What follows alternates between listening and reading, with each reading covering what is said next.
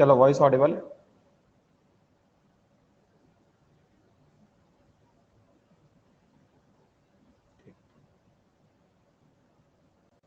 Screen visible हो गया?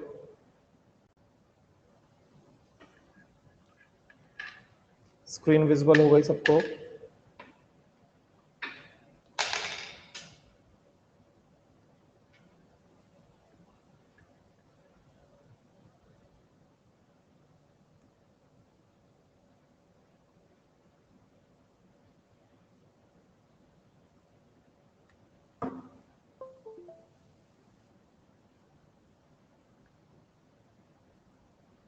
कल मैं बात कर रहा था एवरेज मास की, एवरेज मोलर मास की। स्टार्ट किया था, खत्म नहीं हुआ था।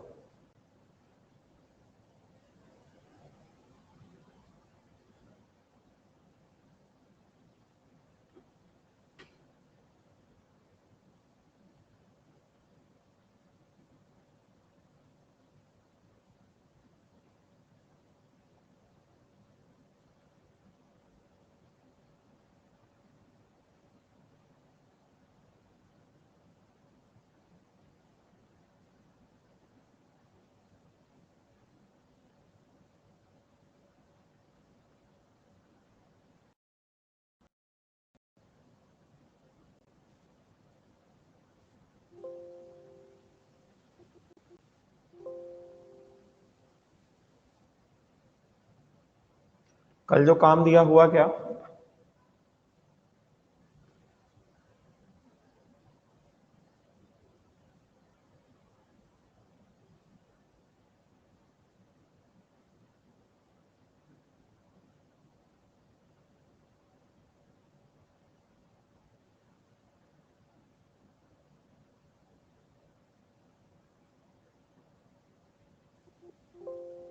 चलो, तो कल हम लोग ये बात कर रहे थे कैलकुलेशन ऑफ एवरेज मोलर मास, और मैंने एग्जांपल लिया था कि हमारे पास एक सैंपल, उसमें कई सारे एटम्स हैं, तो उसमें जो टोटल नंबर ऑफ मोल्स रहेंगे क्या रहेगा? Mass upon molar mass of the sample. मतलब ये जो सैंपल है इसका जो मोलर मास रहेगा, mass upon molar mass of the sample. समझे क्या? तो total number of moles of atoms, total moles of atoms in the sample is equal to कितना?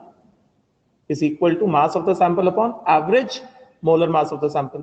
ठीक है, तो इसका मतलब क्या हो गया? इसका मतलब ये हो गया moles of atoms in the sample. Moles of atoms in the sample कितना हो गया?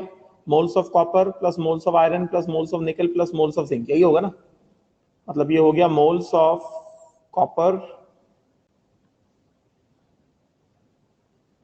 Plus moles of iron plus moles of nickel plus moles of zinc, this is equal to mass of the sample.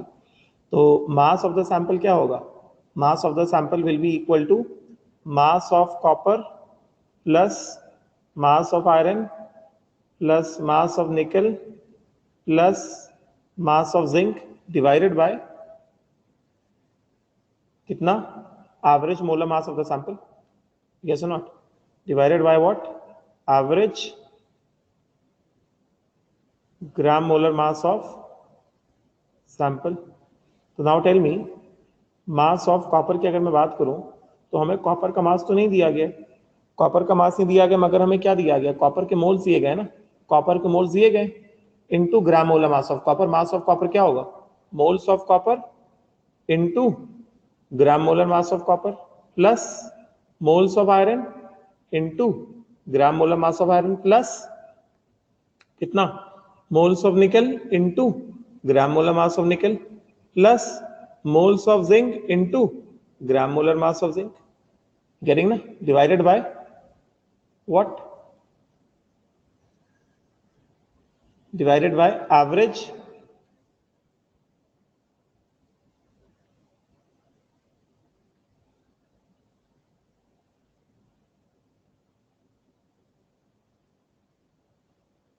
Average gram molar mass of the sample. तो ये कितना हो गया? ये हो गया मोल्स ऑफ कॉपर। ये क्या हो गया? ये हो गया टोटल नंबर ऑफ मोल्स। ये हो गया total number of moles.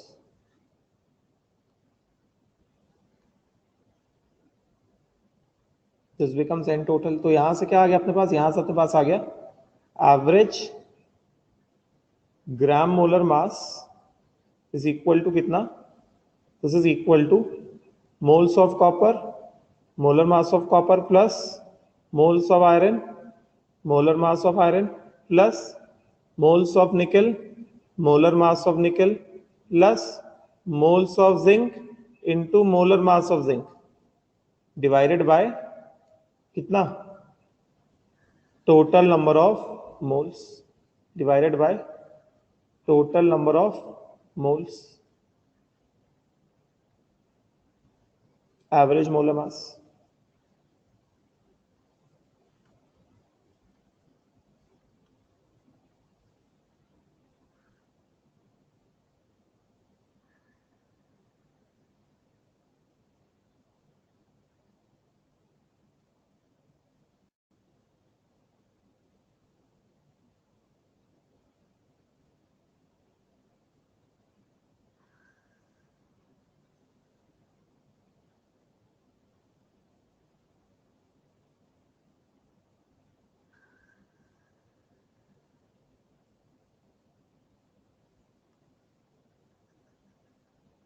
Average molar mass divided by N total.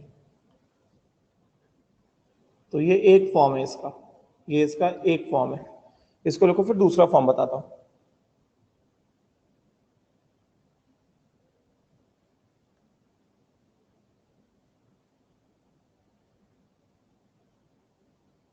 क्या कह रहे हो, इंटू एम एफ ई होता ना, क्या इंटू एम एफ ई होता ज्ञानेश्वरी, इंटू एम एफ ई क्या, मोलर मास ऑफ आयरन है ना ये, gram molar mass of iron, this is gram molar mass of copper, this is gram molar mass of nickel, this is gram molar mass of zinc. Molar moles of iron into gram molar mass of iron, ऊपर वाला क्या, अच्छा यहां पे क्या, ठीक है,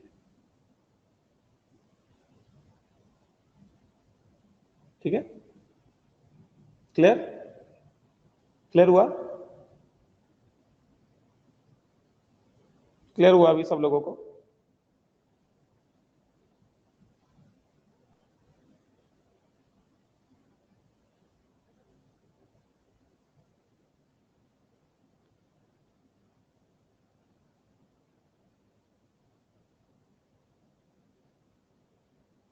right, चलो पे चेंज करो,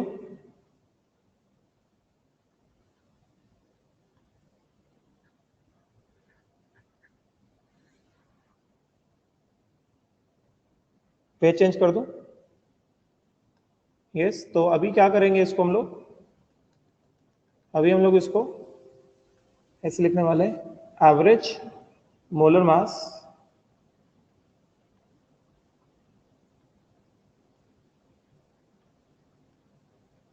इसको मैं कैसे लिख दूं, moles of copper upon total number of moles into molar mass of copper plus moles of iron upon total number of moles into molar mass of iron plus moles of nickel into upon total number of moles into molar mass of nickel plus moles of zinc upon total number of moles into molar mass of zinc. लिख सकते हैं ऐसे, तो ये क्या हो गया, this is equal to कितना, मोल fraction of copper, mole fraction of copper into molar mass of copper plus mole fraction of iron into molar mass of iron plus mole fraction of nickel into molar mass of nickel plus mole fraction of zinc into molar mass of zinc. Yes not, ये क्या हो गया, average gram molar मास। ये भी एक formula हो सकता है कि नहीं हो सकता है, एवरेज ग्राम मोलर मास हो सकता है, राइट। तो एंड यहां से हम क्या बता देंगे, mole fraction of copper, mole fraction of copper will be equal to percentage by mole of copper divided by 100 है कि नहीं? अगर मान लो परसेंटेज बाय मोल दिया गया, mole fraction of iron, this will be equal to percentage by mole of iron divided by 100, getting na? Mole fraction of nickel, this will be equal to percentage by mole of nickel divided by 100, getting? And mole fraction of zinc, this will be equal to percentage by mole of zinc divided by 100. Yes or not?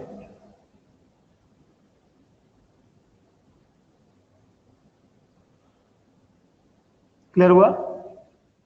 कोई doubt है? कोई doubt है क्या? कोई doubt है तो बोलो. If you have any doubt, please let me know. किसी को किसी तरह का कोई डाउट है तो वो बता सकता है. कोई डाउट नहीं है? पक्का आगे बढ़े. गेटिंग? तो इन जनरल हम क्या कर सकते हैं? Therefore in general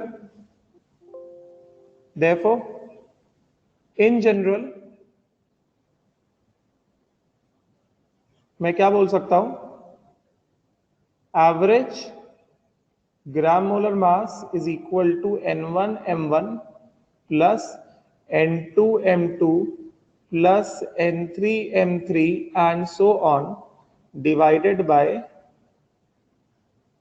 what? Total number of moles, or this will be equal to chi1 M1, chi2 M2, chi3 M3 and so on divided by कुछ नहीं, इस तरह से एवरेज ग्राम मोलर मास.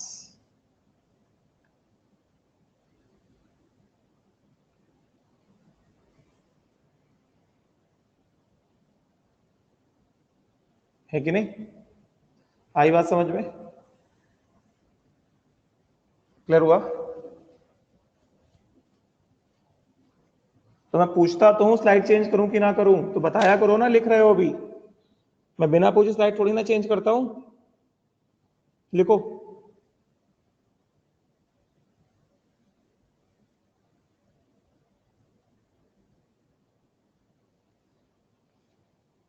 लिखो जल्दी.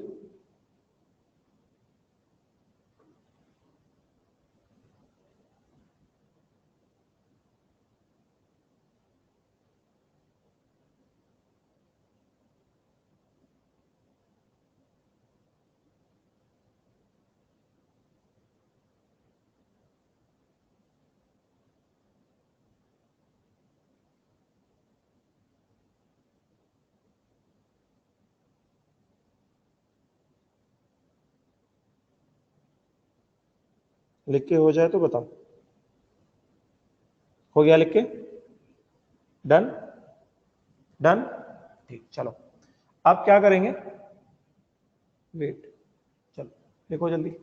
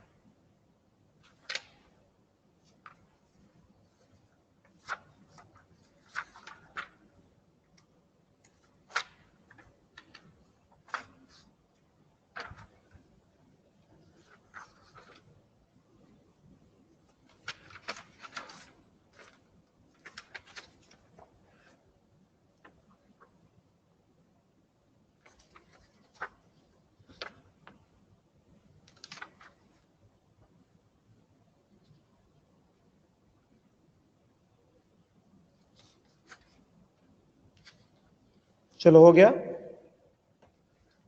नाउ क्वेश्चंस ले अभी. टेलीग्राम पे डाली तो ये booklet.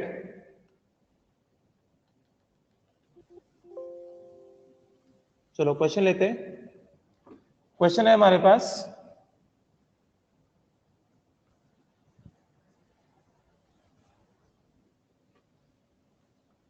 a sample of chlorine, a sample of chlorine atoms has, ध्यान से सुनना, has two isotopes, Cl35 and Cl37। Chlorine के दो आइसोटोप है, Cl35 और Cl37 है। तो थ्योरी में क्लास में तो पढ़ा रहा हूं, कहां मतलब 100 जगह से थ्योरी पढ़नी है क्या? बुकलेट में, सीए के बुकलेट में थ्योरी हम लोग नहीं डालते। Sample of chlorine has got two isotopes, Cl35 and Cl37। Answer की पोल लेना, मेरे पास इतना टाइम नहीं है पोल बना बैठ के बनाने का, मेरे सुबह से लेकर शाम तक लेक्चर्स होते, मैं पोल नहीं बना सकता। तो अपने एक्सपेक्टेशंस इतने ज्यादा मत रखो कि ये ले लो वो ले लो, मैं अपने हिसाब से काम करता हूं, तुम्हारे हिसाब से काम नहीं करने बैठा। मेरे पास जितना टाइम होता है उसके हिसाब से मैं काम करता हूं। I have lectures from 8 o'clock in the morning till 7 p.m. in the evening. I don't have any time to prepare poll and all. So I'm very sorry, I cannot take any poll or anything. A sample of chlorine atoms has two isotopes, chlorine 35 and chlorine 37. दो तरह के isotopes होते हैं, ठीक है, right. The isotopic abundance, the isotopic abundance of Cl35 is 25% by mole and Cl37 is 75% by mole। या सीधा सीधा मैं सिर्फ ऐसे करता हूं, isotopic abundance of Cl35 is 25% and isotopic abundance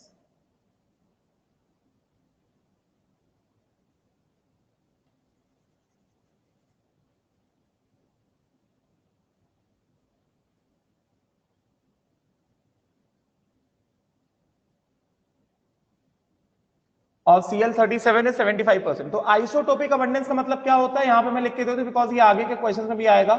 the term isotopic abundance, the term isotopic abundance means percentage by मोल। ये जो टर्म है आइसोटोपिक अबंडेंस, इसका मतलब होता है परसेंटेज बाय मोल, ठीक है। Calculate average molar mass of chlorine sample, calculate average molar mass of chlorine sample. We have to calculate the average molar mass of chlorine sample. तो देखो ये बहुत सिंपल है, इसमें कोई कठिनाई नहीं होनी चाहिए।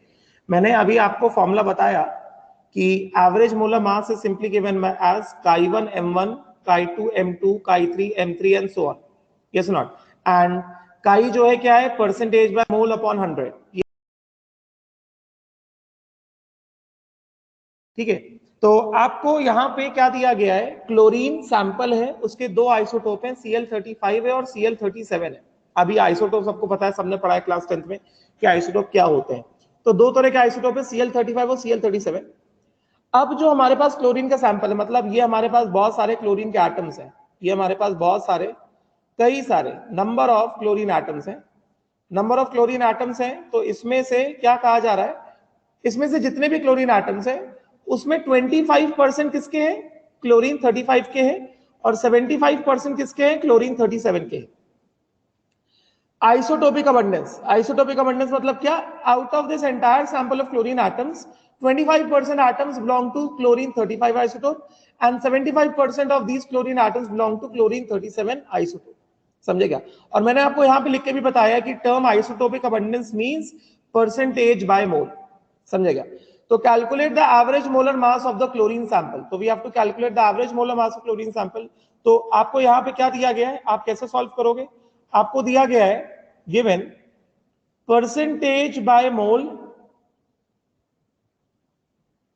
of Cl35, which is equal to mole fraction of Cl35 into 100.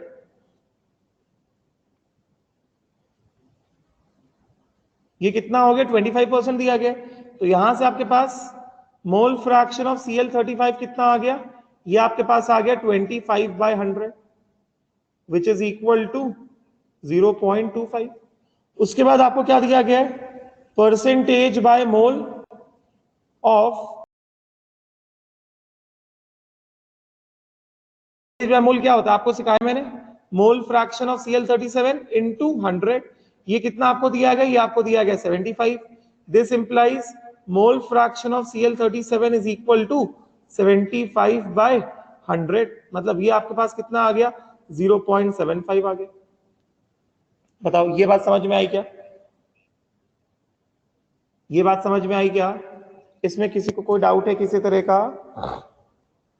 If you have any doubt please ask. If you have any doubt please ask. No doubt? सबको क्लियर हो गया? क्या हर एक स्टूडेंट को क्लियर हुआ? किसी स्टूडेंट को किसी तरह का कोई डाउट है क्या? तो क्या अब आप लोग यहां से average molar mass of chlorine sample निकाल सकते हो क्या? Average molar mass of chlorine sample आप यहां से निकाल सकते हो क्या? आप निकाल पाओगे average molar mass of chlorine sample? आप कैसे करोगे? इसमें पेज चेंज कर दूं मैं? हो गया लिख के? आपको लिख के हुआ क्या? पेज चेंज कर दूं? वेट, लिखो जल्दी।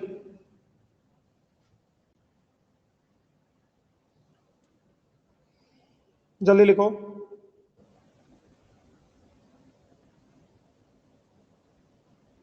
लिख के हो जाए तो मुझे बताओ।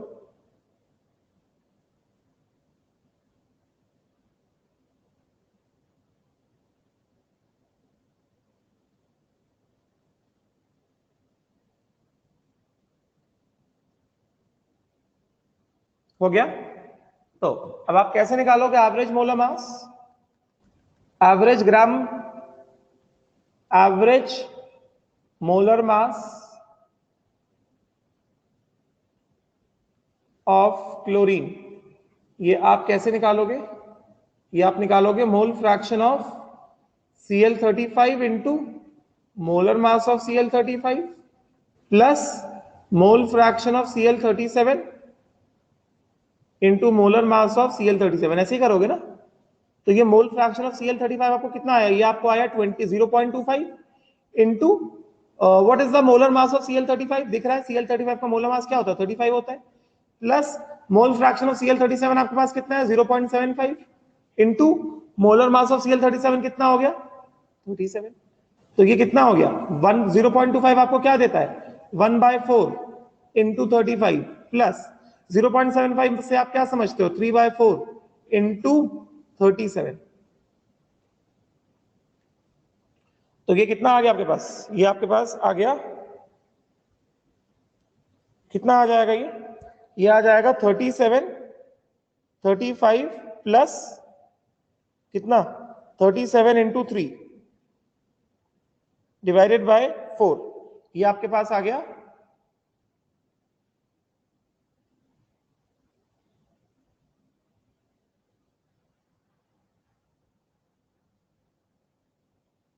वेट वेट वेट वेट, ये क्या है? एक सेकेंड, छोटा सा करेक्शन करो। एक छोटा सा एरर हुआ है।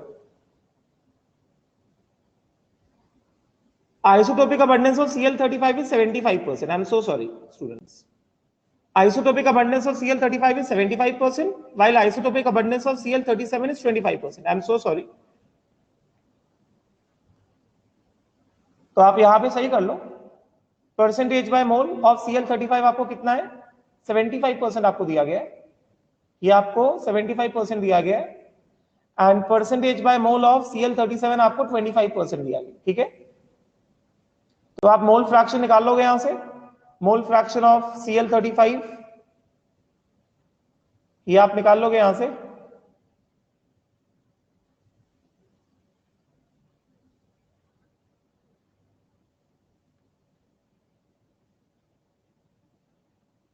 $0.75 एंड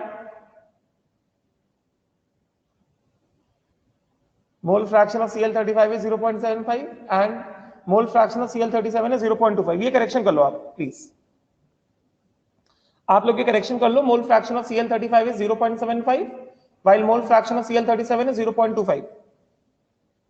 पड़ेगा ना, इंटरचेंज करने से फर्क पड़ेगा ना.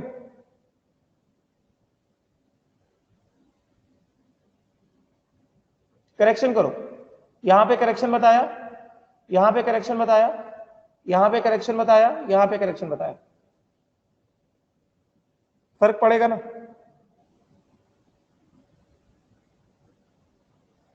हो गया लिख के, किया क्या करेक्शन,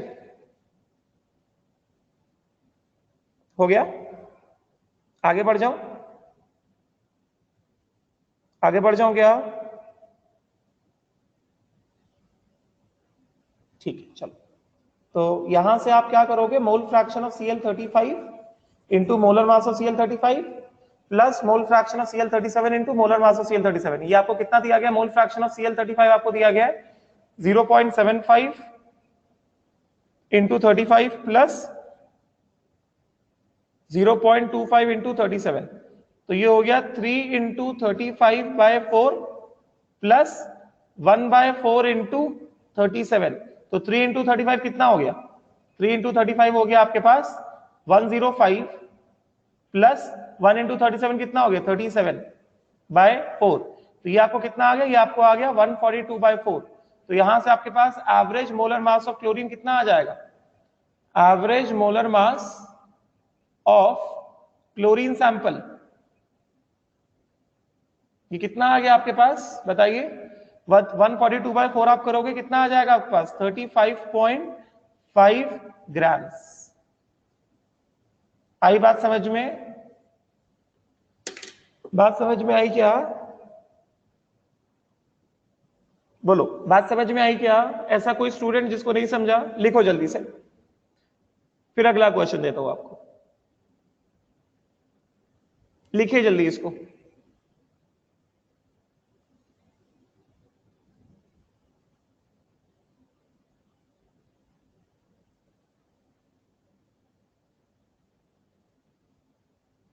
हो गया done. Anyone still writing,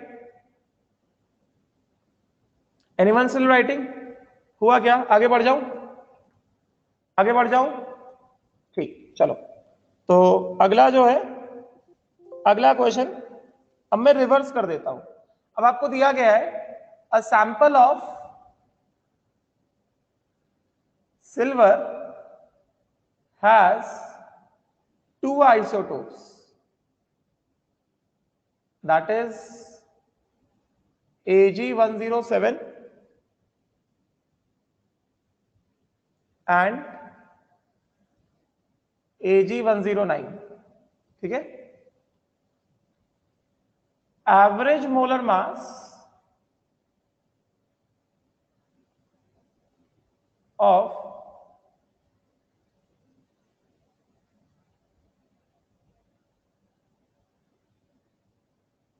silver sample is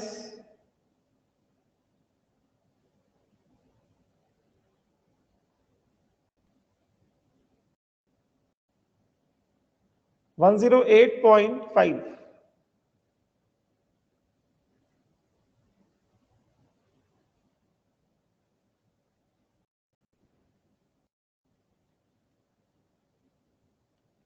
Average more silver sample is 108.5. ठीक है, you have to find isotopic abundance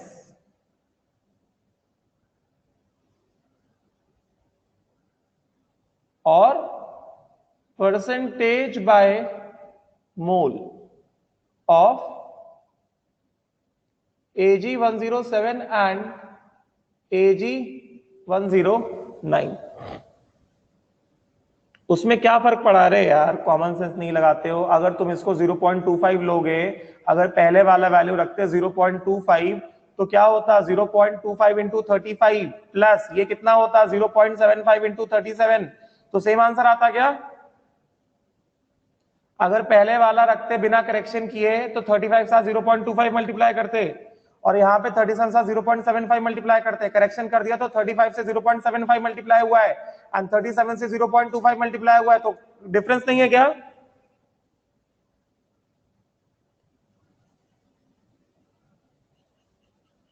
तो आंसर में फर्क पड़ा है ना? आप देखो ना, ये इधर आप इसके साथ molar mass of Cl35 multiply कर रहे हो, तो अगर आप इधर 0.25 लोगे तो 0.25 इंटू 35 करोगे और 0.75 इंटू 37 करोगे, और अगर इसको 0.75 ले रहे हो तो आप 0.75 इंटू 35 करोगे और यहाँ पे आप 0.25 इंटू 37 करोगे, तो आपके आंसर्स अलग अलग आएंगे। ठीक है, चलो अब आपको ये दिया गया है, फाइंड द आइसोटोपिक अबंडेंस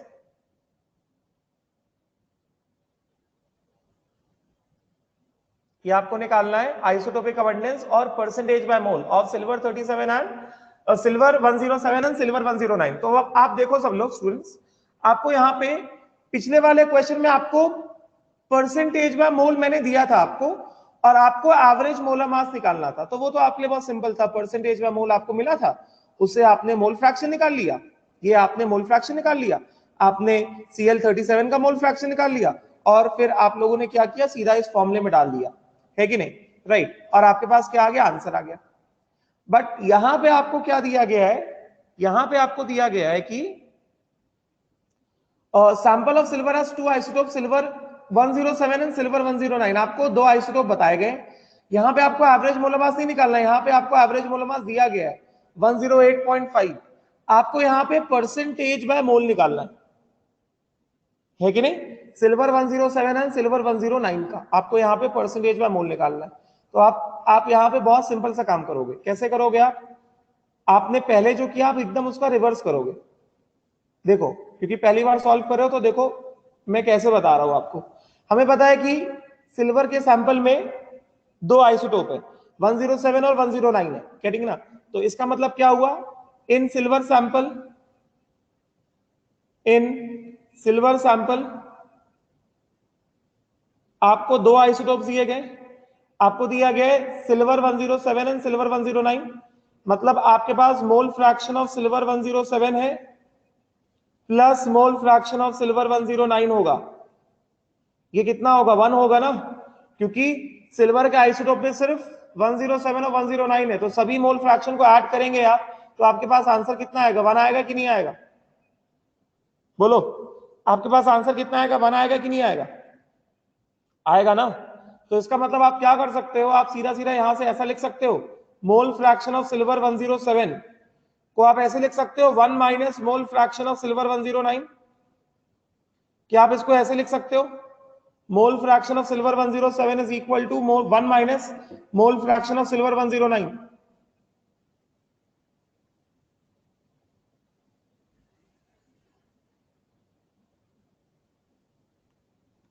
लिख सकते हैं ना? तो इसका मतलब क्या हो गया, इसका मतलब ये हो गया कि average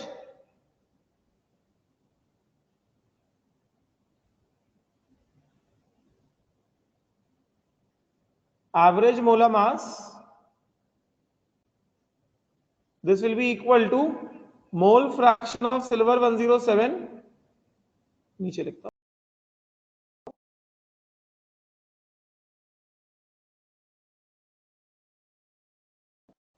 average mass of silver sample of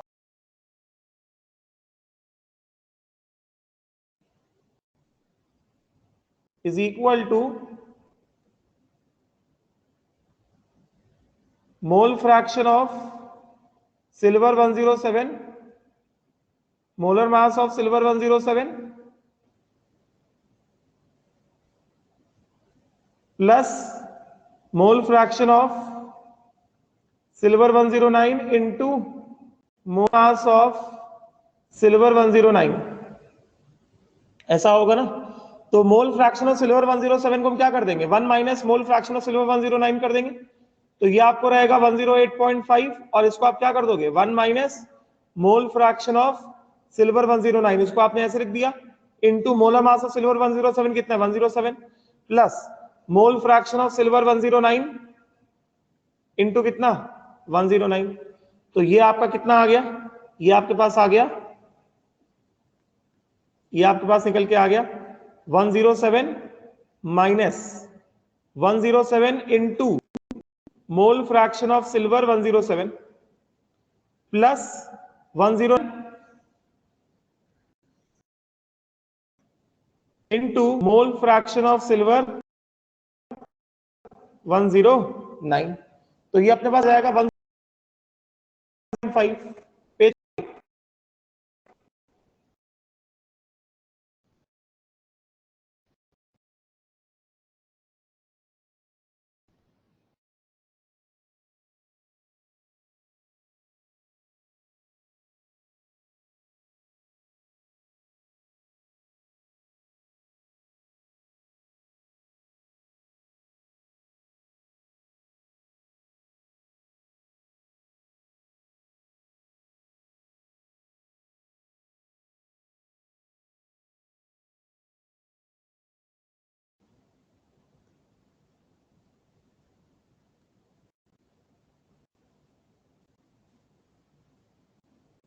चलो ये हुआ, लिख के सॉल्व करें इसको, लिखो जल्दी से, लिखो जल्दी जल्दी लिखो। हाँ मैं वेट कर रहा हूं।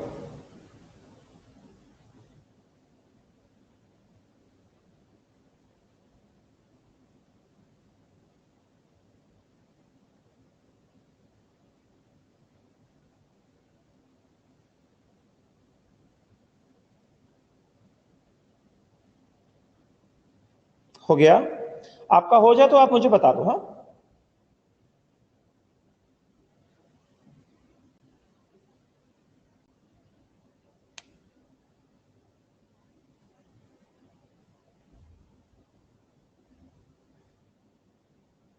हो गया, तो ये क्या आ जाएगा, पेज चेंज करो क्या,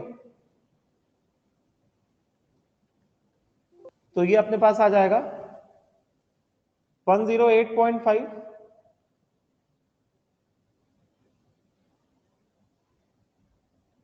दिस इज इक्वल टू कितना 107 minus 107 into mole fraction of silver कितना, ये 109 होगा, ये सही करो, ये 109 होगा बिकॉज ये अंदर मल्टीप्लाई हुआ था ना इसके साथ और ये इसके साथ मल्टीप्लाई हुआ था, तो 107 into 107 107 into mole fraction of silver 109 plus 109 into mole fraction of silver 107। तो ये क्या हो गया, क्या रिपीट करना है, average molar mass is equal to mole fraction of silver 107 into molar mass of silver 107 plus mole fraction of silver 109 into molar mass of silver 109 which is equal to 108.5। अभी यहाँ पे क्या बताया, मोल फ्रैक्शन ऑफ सिल्वर 107 क्या है 1 minus mole fraction of silver 109। तो आपने यहाँ पे क्या किया, आपने मोल फ्रैक्शन ऑफ सिल्वर 107 को कितना रख दिया, आपने मोल फ्रैक्शन ऑफ सिल्वर 107 को रख दिया 1 minus mole fraction of silver 109। ये बात समझी, तो मोल फ्रैक्शन ऑफ सिल्वर 107 को आपने रखा 1 minus mole fraction of silver 109 into molar mass of silver 107 कितना रखा 107 plus mole fraction of silver 109 into molar mass of silver 109 कितना है 109। तो आप क्या करोगे, आप इस 107 को ब्रैकेट के अंदर मल्टीप्लाई करने वाले हैं, आप जब मल्टीप्लाई करेंगे आपके पास कितना आएगा 107 into 1 107 minus 107 into mole fraction of silver 109 plus mole fraction of silver 109 into 109 is equal to कितना 108.5। अभी क्लियर हुआ Sharvil and Sharad, sorry Jay, clear हुआ अभी, ठीक है। तो अभी आप क्या करोगे, नेक्स्ट पेज में आते हैं हम लोग, तो आपके पास कितना आया, आपके पास आया 107 minus 107 into silver 109 molar mass of silver 109 sorry into mole fraction of silver 109 plus 109 into mole fraction of silver 109। तो ये क्या हो गया आपको, ये आपको मिल गया 107 प्लस 2 times mole fraction of silver 109 which is equal to 108.5। तो यहां से आप क्या कर देंगे, यहां से आपके पास आ जाएगा 2 times of mole fraction of silver 109 which is equal to कितना 108.5 माइनस 107, 108.5 माइनस 107 आपके पास कितना आ गया, ये आपके पास आ गया 1.5। तो यहां से आप क्या कर देंगे, mole fraction of silver 109 is equal to कितना 1.5 by 2 which is equal to 0.75। तो आपके पास 109 का मोल फ्रैक्शन कितना आ गया, 0.75 आ गया, ठीक है। एंड सिमिलरली आपके पास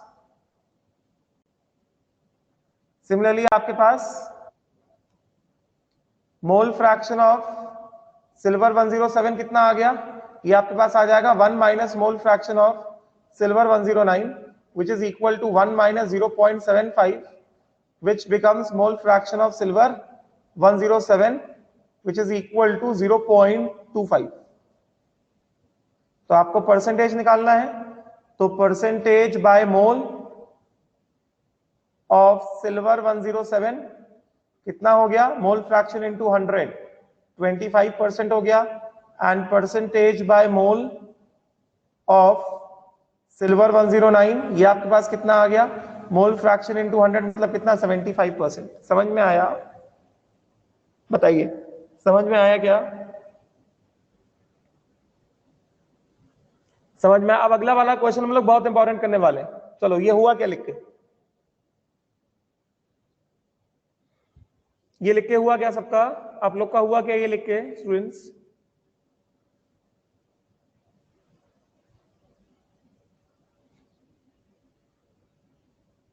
हो गया लिख के सबका, एनीवन स्टिल राइटिंग, ठीक है मैं वेट कर रहा हूं, जल्दी लिखो बस, 1 मिनट दे रहा हूं, 1 मिनट में खत्म करो।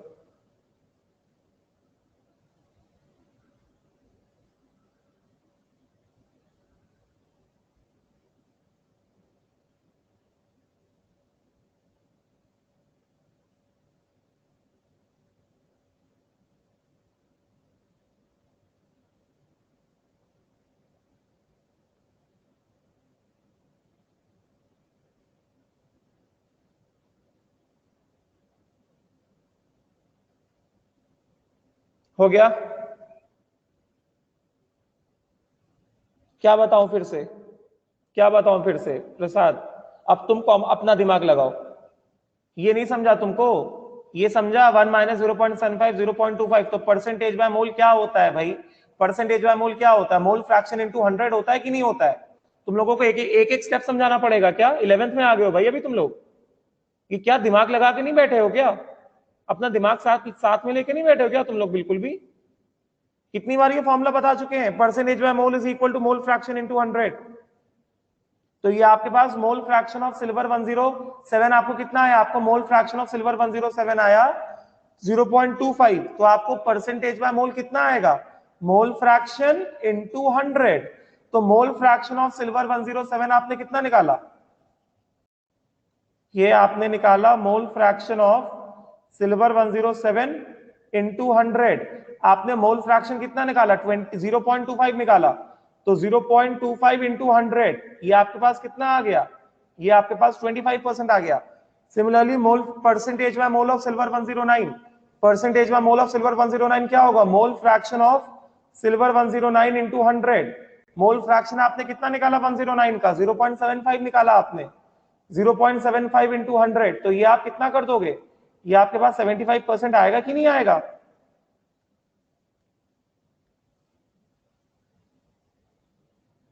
समझ में आया, तो ये आपको कितना मिल गया, आपको मिल गया यहां से percentage by mole silver 107 is 25% by mole and silver 109 this is 75% by mole।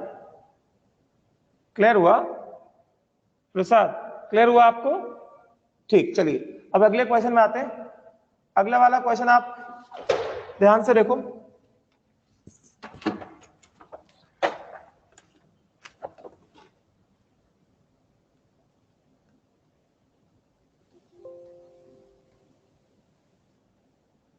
Question है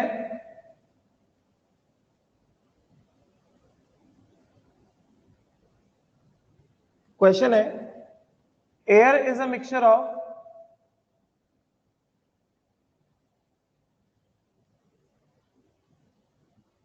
nitrogen and oxygen.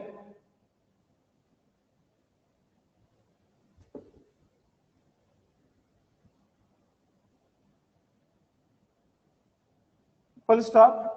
Air has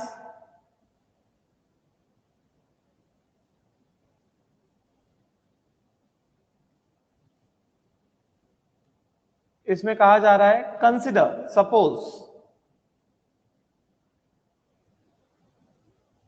suppose air is a mixture of nitrogen and oxygen only, मतलब एयर में बस दो ही कंपोनेंट है, nitrogen और oxygen, ठीक है। And उसके बाद आपको दिया गया है कि air has 20% by mole of oxygen. You have to find out, calculate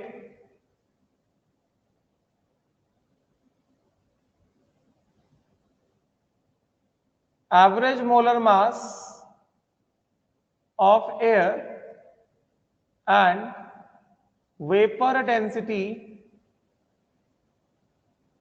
of air। यहां पे आपको एवरेज मोलर मास निकालना है और आपको वेपर डेंसिटी निकालना है। क्वेश्चन लिखो जल्दी से, आपको एवरेज मोलर मास निकालना है और आपको वेपर डेंसिटी निकालना है।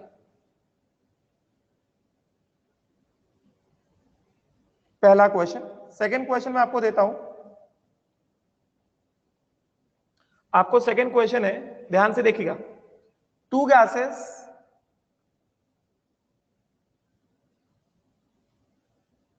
ए एंड बी, गैस ए का मोलर मास ऑफ ए 20 दिया गया है and molar mass of B 30 दिया गया है, are mixed in the ratio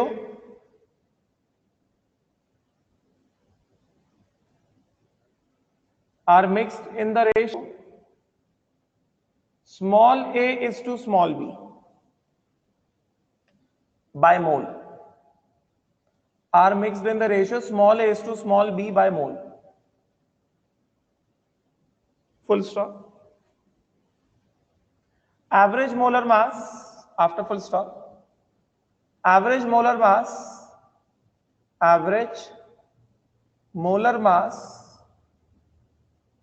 of this mixture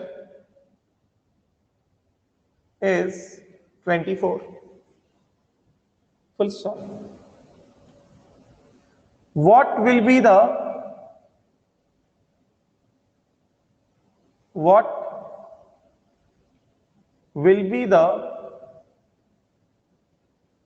average molar mass and vapor density of gas mixture if A and B gases are mixed in the mole ratio B is to A। Question लिखो जल्दी से, दो question.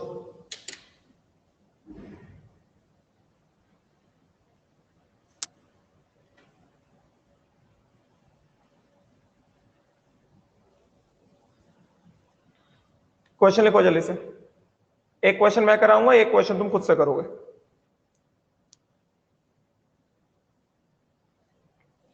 दोनों question लिखिए जल्दी। हुआ?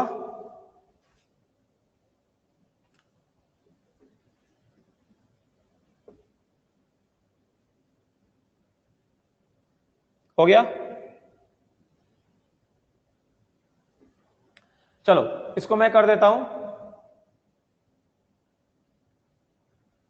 Question 1 and question 2। तो question 1 में हम लोग आते हैं। क्वेश्चन 1 में आपको देखो क्या दिया गया है, आंसर 1। चलो ऐसे लिखते हैं, क्वेश्चन 1 जो था, क्वेश्चन 1 का सोल्यूशन हम लोग कर रहे हैं। Suppose air is a mixture of nitrogen and oxygen only and air has 20% by mole of oxygen.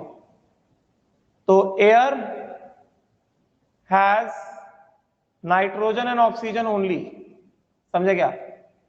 Therefore, percentage by mole of oxygen in air, ये कितना है?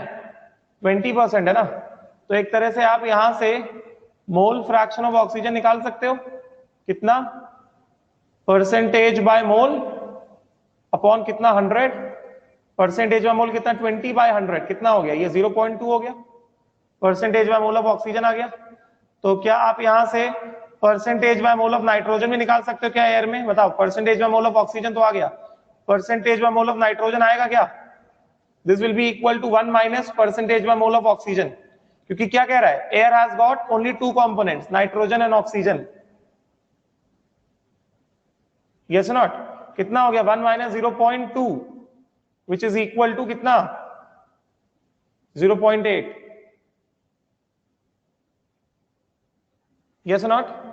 नहीं, क्वेश्चन 2 तुम खुद से करोगे, उसका डिस्कशन मैं कल करूंगा। क्वेश्चन 2 होमवर्क है तुम्हारा, पहले खुद से ट्राई करो, थोड़ा अच्छा क्वेश्चन है, खुद से थोड़ा दिमाग लगाओ, उसका डिस्कशन हम कल लेते हैं क्लास में, ठीक? राइट? तो मोल फ्रैक्शन ऑफ ऑक्सीजन कितना हो गया? 0.2 हो गया। मोल फ्रैक्शन नाइट्रोजन कितना हो गया? 0.8 हो गया। तो अभी आप यहां से सबसे पहले क्या करोगे? एवरेज मोलर मास निकालोगे। Average molar mass of air क्या करने वाले हो आप? मोल fraction of nitrogen into molar mass of nitrogen plus mole fraction of oxygen into molar mass of oxygen. आपको मोल फ्रैक्शन ऑफ नाइट्रोजन कितना दिया है? मोल फ्रैक्शन ऑफ नाइट्रोजन आपने कैलकुलेट किया है 0.8 into molar mass of nitrogen होता है 28 plus mole fraction of oxygen आपने कैलकुलेट किया 0.2 into molar mass of oxygen होता है 32। तो ये आपके पास कितना आ जाएगा? आप इसको सॉल्व करो। 0.8 इंटू 28 प्लस 0.2 इंटू 32, आप सॉल्व करेंगे कितना आएगा आपके पास? ये 0.8 इंटू 28 कितना हो गया? ये आपके पास आ गया 22.4 प्लस 0.2 इंटू 32, ये आपके पास आ गया 6.4। आप ऐड करोगे कितना आ जाएगा? ये 22.4 प्लस 6.4, ये आपके पास आ जाएगा 28.8 ग्राम्स। और ये वैल्यू आप याद कर लो, average molar mass of air. Average molar mass of air, ये आप याद कर लो, average molar mass of air, ये इंपॉर्टेंट है। Average molar mass of air is equal to 28.8 grams.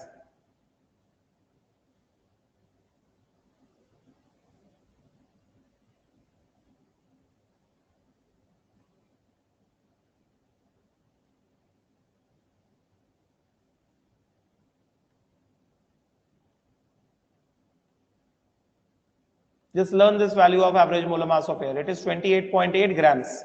एक बार आपने average molar mass of air निकाल लिया, अब आप क्या कर सकते हो? वेपर डेंसिटी ऑफ एयर निकाल सकते हो। सीधा फॉर्मूला लगाएंगे आप। What other gases?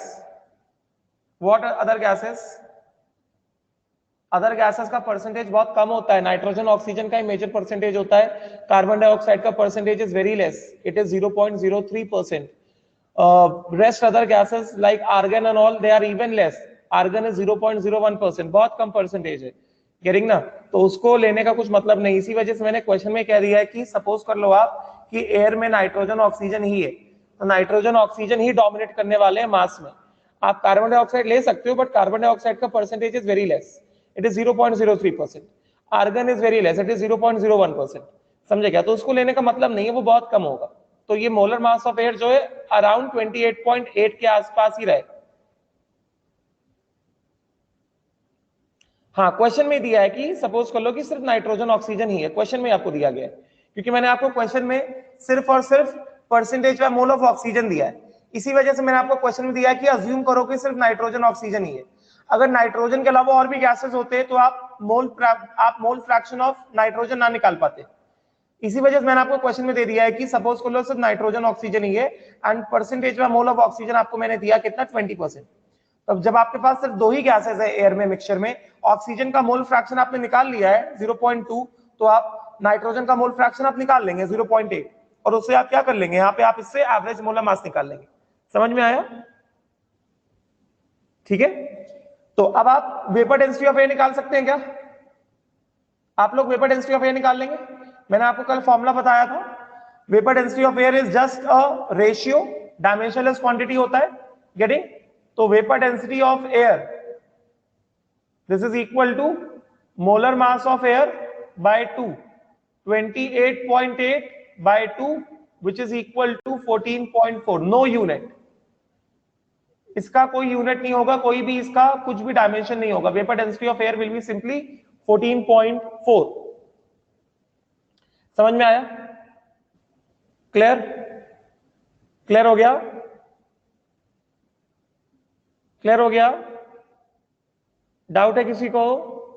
Anyone is having any doubt? किसी भी स्टूडेंट को किसी तरह का कोई डाउट है क्या इसमें? नो डाउट, ठीक है। तो आपको ये वाला क्वेश्चन करना है, प्लस कल मैंने आपको जो पीडीएफ दिया उससे आज मैं कुछ क्वेश्चंस और दूंगा, ठीक है?